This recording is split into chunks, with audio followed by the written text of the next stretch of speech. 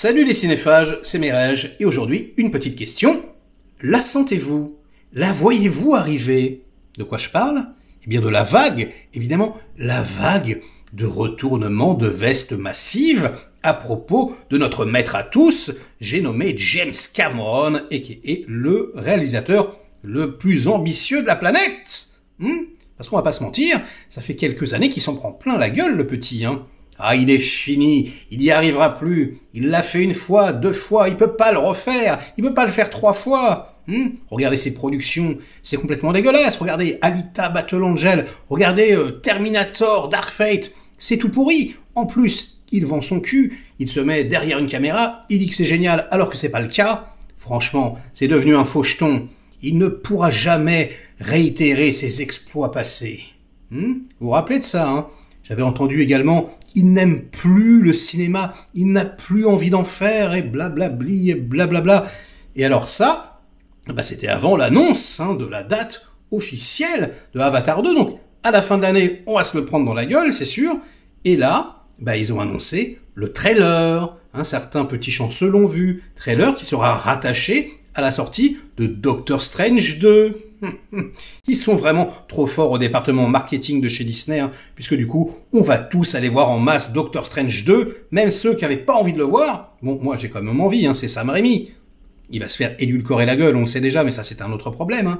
Mais là, quelque part, on va y aller pour le trailer de Avatar. On a envie de le voir et on va y aller en 3D, parce qu'on veut voir le trailer en 3D, évidemment.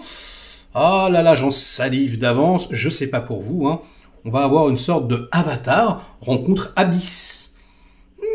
Alors, je sais qu'il y en a encore qui disent que Avatar c'est pourri, que c'est Pocahontas, que c'est nul, que ça n'a aucun intérêt. Écoutez, c'est pas grave. Moi, je vous le dis, c'est un chef-d'œuvre. J'irais même jusqu'à dire un chef-d'œuvre absolu. C'est un film qui a fait date. C'est un film qui a pulvérisé la concurrence. C'était une atomisation totale. C'est un film, au jour d'aujourd'hui, qui n'a toujours pas été égalé en termes de qualité. C'est-à-dire que spectacle, blockbuster immersif en 3D, meilleur que ça, il y en a pas. Et du coup, c'est tellement en avance sur son temps, parce que ça a déjà 12 ans. C'est hallucinant. Que le 2 va sortir, on va faire... J'espère. Graphiquement, peut-être que oui, on va s'en prendre une. De toute façon, les fonds marins, ça va nous éclater la rétine. Mais c'est tellement génial, de toute façon, le premier, que ça sera peut-être juste une filiation comme ça. Oh là là, on va mettre nos lunettes.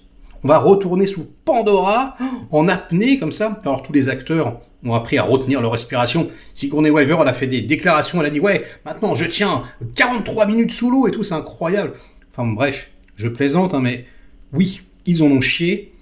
Si vous n'avez jamais vu le making-of de Abyss, je vous le conseille. C'est pour moi le meilleur making-of ever. C'est hallucinant.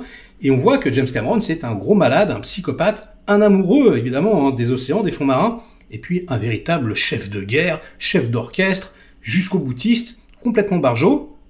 Là, c'est de toute façon ce qu'il a fait. Les acteurs, il les a poussés à bout, il a poussé la technologie au bout du bout. On va avoir une 3D complètement hallucinante, on va avoir des effets spéciaux qui vont repousser toutes les limites et qui vont être le maître étalon pendant les 10 prochaines années, j'imagine. Et puis surtout, là où je trouve ça complètement génial, c'est que à l'annonce du projet, on s'est tous dit, c'est quand même une redite, Avatar on l'a déjà vu, on aurait aimé peut-être quelque chose de nouveau. Sauf que si, le nouveau on va l'avoir, puisque ça va absolument pas du tout ressembler au premier Avatar. Encore une fois, quand on va plonger sous l'eau, nom de Dieu. Mais vous imaginez, ça n'a jamais été fait, Une planète extraterrestre sous-marine, à part, dans la menace fantôme, la maison de Jar et compagnie, c'était sympa, c'était même magnifique à l'époque. Mais là, vous le savez, on va avoir quelque chose de complètement réaliste, de complètement hallucinant. Là, dans les premières photos, ils ont teasé 4 petites photos.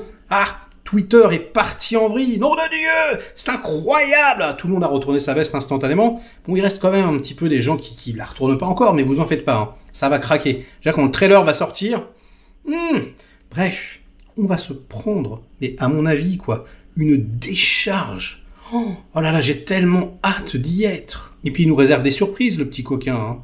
Je suis désolé, 2022, c'est le calme plat. Il y a que dalle. Rien ne sort. Il y a 2-3 blockbusters vite fait, Et finalement, les gens se déplacent en masse quand il s'agit d'un événement colossal, important. Voilà, Spider-Man No Way Home.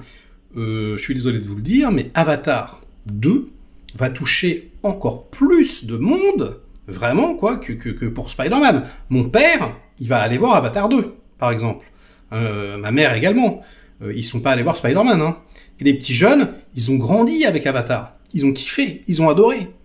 En plus, ils vont exploser le compteur parce qu'ils vont ressortir Avatar en septembre, le premier, en 3D. Donc ça y est, hein, Avenger Endgame, au revoir. Merci d'avoir joué avec nous.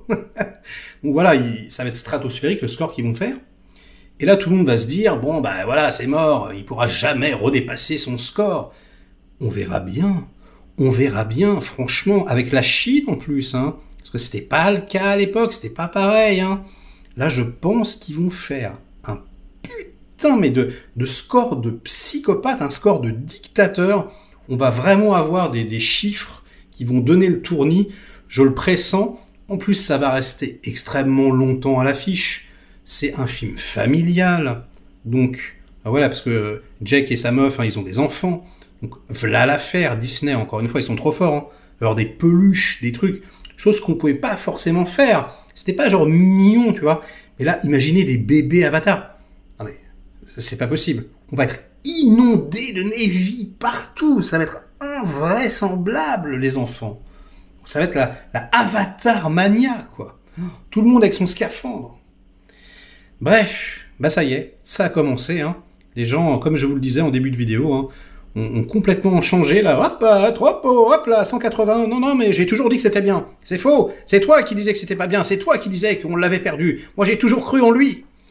Je terminerai cette vidéo quand même en précisant qu'on attend toujours la date officielle française de la sortie de Abyss en 4K en d'une briquette. Et on n'a même pas de Blu-ray. C'est-à-dire c'est le meilleur film de Cameron, il n'y a pas de master officiel HD. C'est juste la folie. Donc, a priori, ça va sortir cette année aussi. Hein. On n'a pas fini de boire à la tasse, les enfants. Bon, allez, on en parle dans les commentaires, hein, comme d'habitude. Donc, il faut m'inonder pour faire marcher le petit robot YouTube. Et on se retrouve très vite pour de prochaines aventures. Allez, ciao.